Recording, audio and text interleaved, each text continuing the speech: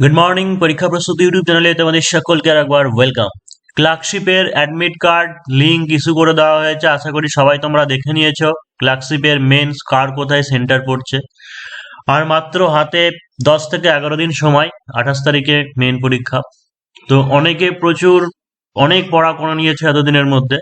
তো এই 8-10 দিনের মধ্যে লাস্ট মিনিট কিছু টিপস তোমাদেরকে বলবো, অবশ্যই পরীক্ষায় তোমাদের কাজে লাগতে পারে। তো আরেকটা জিনিস বলে দিই তার আগে, যে যারা এসআই এর জন্য অ্যাডমিশন নিতে চাইছো, ডাব্লিউবিপি এসআই এর জন্য, ডাব্লিউবিপি এসআই এর মেন্স এর জন্য যারা অ্যাডমিশন নিতে চাইছো, তোমরা 7797427474 এই নম্বরে হোয়াটসঅ্যাপে কন্ট্যাক্ট করে নিতে পারো। ক্লার্কশিপ এবং কেপিএসআই তো চলছিল, কিন্তু এখন আর হবে না, আর আশা করি কেউ নেবেও না, কারণ আর মাত্র 10-12 দিন সময় আছে। তো ডাব্লিউবিপি এসআই টা পরীক্ষাটা মেনটা দেরি হবে। যারা অ্যাডমিশন নিতে চাও তোমরা এই নাম্বারে কন্ট্যাক্ট করে নিতে পারো। তো প্রথমেই দেখো যে একটা টার্গেট এটা ফিক্স করতে হবে, যে মার্কস হয়তো অনেকের কম আছে, হয়তো ফার্স্ট শিফট বা যে শিফটে সহজ হয়েছিল সেই শিফটে, বা বেশ কিছু ক্যান্ডিডেটের মার্কস হয়তো বেশি থাকতে পারে, 65+ বা 70ও থাকতে পারে, কিন্তু বেশিরভাগ ক্যান্ডিডেটেরই নাম্বার 60 ধারে কাছে, মানে আশেপাশেই ঘোরাফেরা করছে। ওটা নিয়ে একদমই চাপ নেওয়ার এখন কোনো দরকার নেই, যে কম নাম্বার আছে বলে আগে হাল ছেড়ে লাভ নেই। কারণ এমন অনেক ক্যান্ডিডেট থাকবে যে হয়তো 70+ স্কোর করা ক্যান্ডিডেট হয়তো 10, 12, 13, 14, 20 পাবে মেন্সে, এরকমও হতে পারে। তাই তোমার বেস্টটা এখানে দেওয়ার চেষ্টা করো, এবং মেন্সের যে নাম্বার সেটাই কিন্তু তোমার মেরিট লিস্টে অনেকটা প্রভাব ফেলবে। তো প্রথমে যেটা টার্গেট রাখতে হবে, অবশ্যই 60+ একটা টার্গেট রাখো, যেখানে বেঙ্গলিতে মানে 38 পাওয়া যাবে, সহজেই বলবো না, কিন্তু বেঙ্গলিতে মোটামুটি 35-38 পাওয়া যেতে পারে, ইংলিশে 32, এই একটা টার্গেট ধরছি। তো বাংলা রিপোর্ট রাইটিং এ তুমি যদি ঠিকঠাক ফরম্যাট মেনটেন করে টু দা পয়েন্ট যদি লিখে আসো, অবশ্যই 11 পেতে পারো, সারাংশিতে 10 পেতে পারো, বঙ্গানুবাদে 17 পেতে পারো। ইংলিশের ক্ষেত্রে রিপোর্টে 10 পেতে পারো, প্রেসিতে 9 পেতে পারো, ট্রান্সলেশনে 14 পেতে পারো। তো এই হচ্ছে একটা স্ট্র্যাটেজি।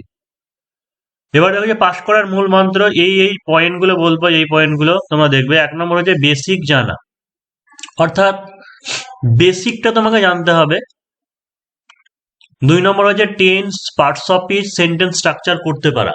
যদিও এইগুলো এখন জেনে অতটা আর লাভ নেই, তবুও যেটুকুই তোমার মধ্যে নলেজ আছে সেইটুকুকে কাজে লাগাতে পারো। সবার প্রথমে টেন্স, এই কথাটা কেন বললাম, কারণ পিএসসি বা ক্লার্কশিপের ক্ষেত্রে এমনই একটা ধরনের তোমাকে প্যারাগ্রাফ দেওয়া হয়, যে প্যারাগ্রাফটা টেন্স বোঝাটা মুশকিল। হয়তো এমন হতে পারে শুনতে প্রেজেন্টের মতো মনে হচ্ছে, কিন্তু পাস্ট টেন্সে হবে। আবার হয়তো দেখা গেলো কিছু উদ্ধৃতি দিয়ে তুলে দিল যে পাস্ট টেন্সে, কিন্তু যেগুলো উদ্ধৃতির মধ্যে আছে সেইগুলো সেই টেন্স অনুযায়ী হবে, অর্থাৎ বেশিরভাগ ক্ষেত্রে প্রেজেন্ট টেন্স অনুযায়ী হয়। তো অনেকে যেমন এই টেন্সটাকে ধরতে পারে না, এই টেন্স না ধরতে পারলে কিন্তু পুরোটাই ভুল, অর্থাৎ 0 পাবে। ছোট ছোট মিস্টেক হোক, একটা সেন্টেন্সে ছোট ছোট মিস্টেক হোক, তাও কিছু নাম্বার কাটা যাবে, কিন্তু তাও পাবে। কিন্তু টেন্সের ভুল মনে রাখবে যে সবটাই ভুল, তাই আগে সবার প্রথমে ভালোভাবে বুঝে টেন্সটাকে উপলব্ধি করতে হবে। পার্টস অফ স্পিচ তো এখন আর অতটা সব হবে না, তো যাই হোক যতটা পারা যায়। এবং সেন্টেন্স স্ট্রাকচার করতে পারা, বিশেষ করে সিম্পল সেন্টেন্স স্ট্রাকচার তৈরি করতে পারা, যাদের মধ্যে এখনো এই জিনিসটা ঘাটতি আছে, এই কটা দিনে চাইলে পরেও তাও করতে পারো। সেটা হচ্ছে জিরান্ড, পার্টিসিপেল এবং ইনফিনিটিভের ব্যবহার শিখে সিম্পল সেন্টেন্স তৈরি করতে পারে, কারণ সিম্পল সেন্টেন্স তৈরি করতে না পারলে কিন্তু ভালো নাম্বার মার্কস পাওয়া যাবে না।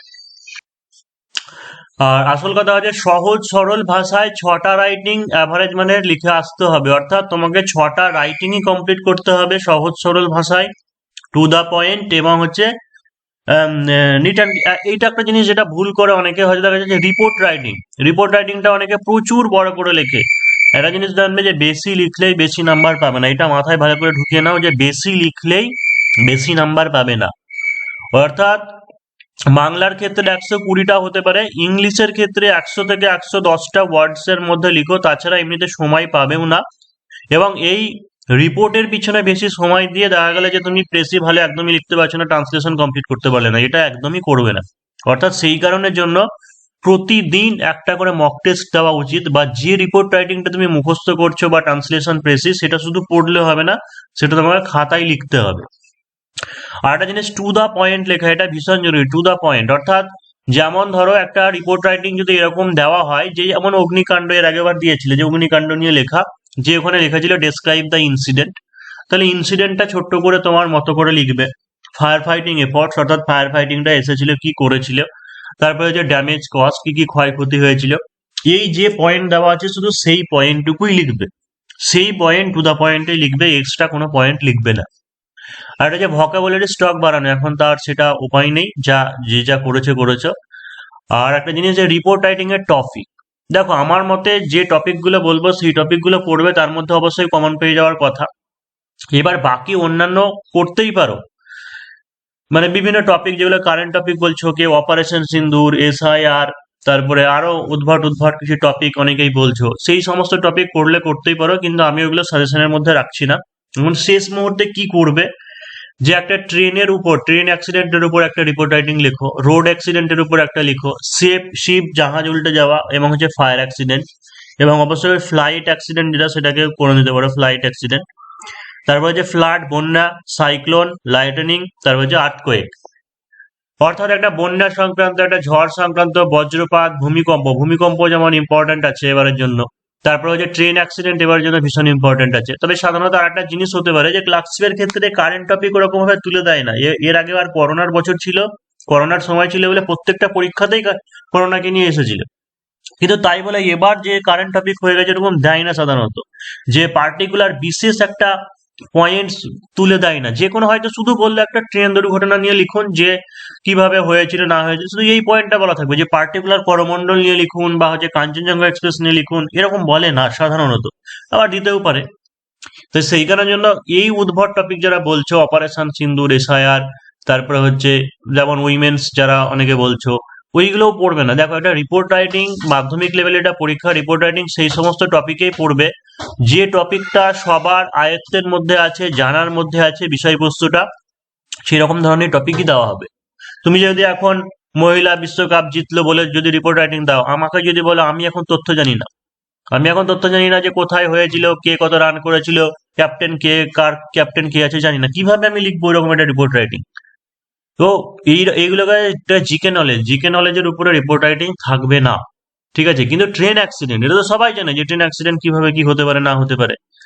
তারপরে বজ্রপাত জিনিস জানে, বন্যা ব্যাপারটা জানে, অর্থাৎ জানা জিনিসের মধ্যে কে কার লিটারেচারের নলেজ আছে সেই জিনিসটা এখানে টেস্ট করবে।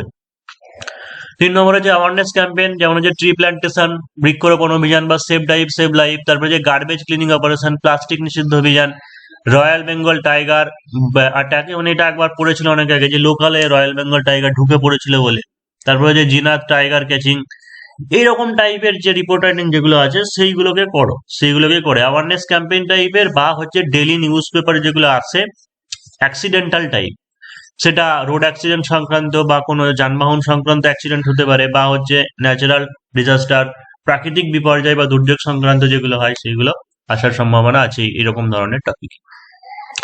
তো রিপোর্ট রাইটিং এগুলোই বলবো, আর বেশি সময় নেই। এই যে কটা টপিক আছে এই টপিক গুলোই আমার মতে বলে মুখস্থ করে রাখো, এগুলোই দেখবে কাজে দেবে পরীক্ষার সময়। আর ট্রান্সলেশন এখন কি করবে, ট্রান্সলেশন তো যে কোনো অথেন্টিক, যেগুলো WBCS এর জন্য বই আছে, অথেন্টিক বই থেকে ভালো করে বোঝার চেষ্টা করো, প্রথমে টেন্সটাকে ধরার চেষ্টা করো, তুমি আগে বোঝার চেষ্টা করো যে এই টেন্সে আমি লিখবো, তারপরে মিলিয়ে নাও, তারপরে একটু কম বেশি দিক ওদিক হলো ঠিক আছে। আর একটা জিনিস, যে অনুকরণ করে লেখা, বা হচ্ছে ওই রকম মানে মানটা ঠিক রেখে বা ভাবটাকে ঠিক রেখে কি করতে হবে, ভাবকে ঠিক রেখে তুমি ট্রান্সলেশন করো। একদম যে টু দা পয়েন্ট হুবহু হতে হবে এমন কোনো ব্যাপার নেই, ভাবকে ট্রান্সলেশন করা শেখো। প্রেসিস রাইটিং এর ক্ষেত্রে কি হবে, আমি অবশ্যই চেষ্টা করছি যে তোমাদের কিছু ট্রান্সলেশন আরো করিয়ে দেওয়ার বা প্রেসি রাইটিং করিয়ে দেওয়ার। তো প্রেসি রাইটিং এর ক্ষেত্রে কি করবে, যে এটা দেখবে একদমই সময় পাওয়া যাবে না, কারণ 1 ঘন্টা সময় তো 6টা রাইটিং দেবে, প্রেসি রাইটিং এর জন্য হয়তো শেষে দেখা যাচ্ছে যে 5 থেকে 6 মিনিট থাকছে, তাও থাকছে না, কারণ সবাই বেশিরভাগ ক্ষেত্রে আমরা ইংলিশের প্রেসি রাইটিংটা শেষে করি। তো এই 5-6 মিনিট ধরে থাকছে, তখন কি করবে, প্রেসিটার ফার্স্ট, মিডিল এবং লাস্ট পড়ে নিলে উপর উপর, তারপরে দেখবে কিছু না কিছু পয়েন্ট তোমাকে অবশ্যই ইন্ডিকেট করছে ফার্স্ট লাইন থেকে বা মিডিল লাইন থেকে বা লাস্ট লাইন থেকে, তো সেটাকে ধরে 2-1 লাইন লিখে দাও, তাও কিছু নাম্বার পাবে। আমি বলছি যে যদি একদম যদি টাইম না থাকে, পড়ার যদি না থাকে, বা যদি ভালো বুঝতে যদি না পারো, তাহলে সেই ক্ষেত্রে একদম ফার্স্ট, মিডিল এবং লাস্ট, ওখানে কোনো না কোনো জায়গায় তোমাকে কিছু একটা পয়েন্ট বা ইন্ডিকেট দেবে, সেই অনুযায়ী তুমি 2-3 লাইন লিখে এসো। এবং প্রেসি রাইটিংটা ওই রকমই থাকবে যে দেখবে খুব দুর্বোধ্য, কঠিন, মানে বুঝতে পারা যাবে না এরকম মনে হবে, কিন্তু তোমার উত্তর যেটা হবে আনসার, সেটা কিন্তু সহজ সরল ভাবে লিখবে, তোমার আনসারটা খুব সহজ সরল ভাবে লিখবে, সেটাকে দুর্বোধ্য কঠিন লিখবে। অর্থাৎ একটা দুর্বোধ্য মানে কঠিন ভুল সেন্টেন্স লেখার থেকে, ঠিক আছে, কঠিন ভুল সেন্টেন্স লেখার থেকে তুমি সহজ সরল সেন্টেন্স লিখো, সহজ সরল সেন্টেন্স লিখো। নাম্বার কিছুটা কম হলেও, ঠিক আছে, কিছুটা কম হলেও অবশ্যই নাম্বার তো কাটা যাবে না, কিন্তু তুমি দেখা যাচ্ছে একটা বিশাল বড় সেন্টেন্স আছে, দুটো তিনটে লাইন মিলে একটা সেন্টেন্স, সেটাকে তুমি কঠিন ভাবে লিখতে যাচ্ছ, যে দেখা যাচ্ছে ভুল হয়ে যাচ্ছে, তাহলে পুরোটাই বাদ যাবে। এবার তুমি যদি একবারে তৈরি না করতে পারো একটা সেন্টেন্সকে, তুমি ছোট ছোট করে বাংলায় বা ইংরেজিতে ছোট ছোট করে কেটে কেটে সেন্টেন্স লিখতে পারো, তাহলে নাম্বার পাবে। অর্থাৎ এখানে ট্রান্সলেশন মানে এটা নয় যে হুবহু বাংলা বা ইংরেজি যেটা আছে সেটাকে রূপান্তর করা, তার ভাবটাকে রূপান্তর করলেই হবে, ভাবটাকে রূপান্তর করলেই হবে।